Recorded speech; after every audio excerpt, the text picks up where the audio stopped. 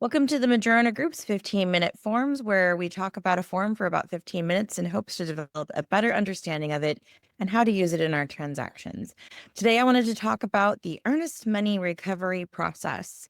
The most commonly used form with this process is going to be Form 50. So if you want to reference it, Form 50. In order to talk about this, though, we need to talk about what earnest money actually is. So when we go under contract, we hold our purchase and sale agreement up just like this. And there's a line in it, line 7, that says earnest money. When we get to this line, how are we explaining this to our clients?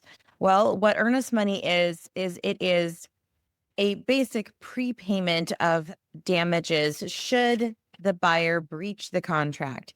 And this is a predetermined damage. So it would be decided that if there was a default, it would either be the forfeiture of this earnest money, or if you chose a different remedy, that selection could be made as well in line 8. And when we have clients that are putting forth earnest money, that conversation is going to be on a case-by-case basis as far as how much they want to put down and exactly what happens. But as agents, we need to be making sure that our clients are aware of what it is exactly. Luckily, we have in our purchase and sale agreement an explanation of what the earnest money basically is and what happens to it in the event of a breach or a termination for that fact. So the earnest money is held at, in our case, it's going to be the closing agent. We as a firm don't actually have a way to hold earnest money into a trust account. So earnest money being held is going to go to the closing agent, which is our escrow company. Now they're going to put it into their file. It's going to be attached to that purchase and sale agreement. And if the buyer down over 10, for that to be an interest-bearing account. I've actually had several clients use that and gain the interest over, the course of the purchase and sale agreement until the closing date. So that could be very beneficial depending on the amount of money they want to put down. I wanted to talk about what happens when the contract is terminated and we need to now demand that earnest money back. It's being held by a third party, and this third party is going to be at the mercy of the instructions that we give them. Everything that we give in our contracts is an escrow instruction. So in our purchase and sale agreement, it does have the basic process on how to recover earnest money should the transaction be terminated for any reason. So upon termination, there is a series of steps that need to be done. I'm going to come back to this slide because I wanted to talk about exactly what those series of steps are. But essentially what you're going to do is you need to notify escrow that your transaction is terminated. From that notification, you're going to be entering to escrow an instruction for this earnest money or a demand for this earnest money.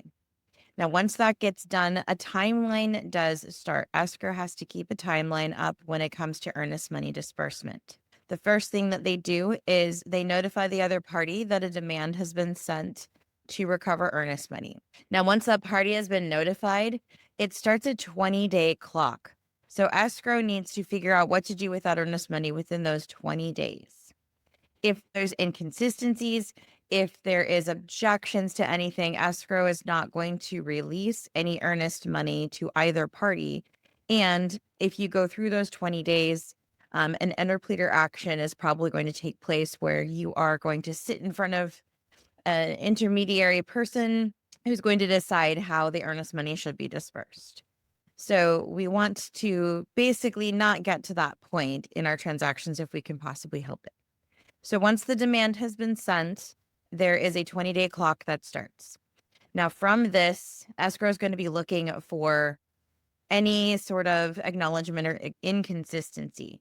Now, if somebody does make a demand for earnest money and there is no objection, there is nothing stopping them, then with no objection, no inconsistencies, and everything done at the process it was supposed to be done, the earnest money would be released to the party making the demand. So let's look at this in sort of a real life situation. First of all, I want to have everybody understand the difference between a termination and a rescission. A termination is when a client has the right to terminate the contract because of certain terms and agreements that are in the contract. A rescission is, I changed my mind and I don't have an out. I was just hoping that you would let me change my mind. So when reaching for one of these two options right here, please make sure you are not reaching for the rescission agreement, but rather the earnest money disbursement. You are not trying to act as if the contract never happened. You're going to be terminating the contract as you have the right to do so. And the earnest money disbursement is going to be escrow's instructions on what to do next. So making that demand is the first step. You have to terminate your transaction. Now, this is just one of the many options for termination, but I wanted to pull it up because it says in the paragraphs right down below, the transaction contemplated by the purchase or by the agreement has failed to close by the closing date due to no fault of the seller. Therefore, the seller hereby elects to terminate the agreement and shall be entitled to retain the earnest money as the seller's sole remedy. So this is a termination, and that seller is saying, this earnest money is mine. Here's another example of a termination. It could be a feasibility termination. The buyer disapproves the results of the feasibility study and elects to terminate and demands the return of the earnest money. So step one, we're terminating the contract itself. Escrow will get notified that the contract has been terminated, but escrow also needs instructions on what to do with that earnest money. So the next thing you're going to reach for is your Form 50 to instruct escrow on how to disperse that.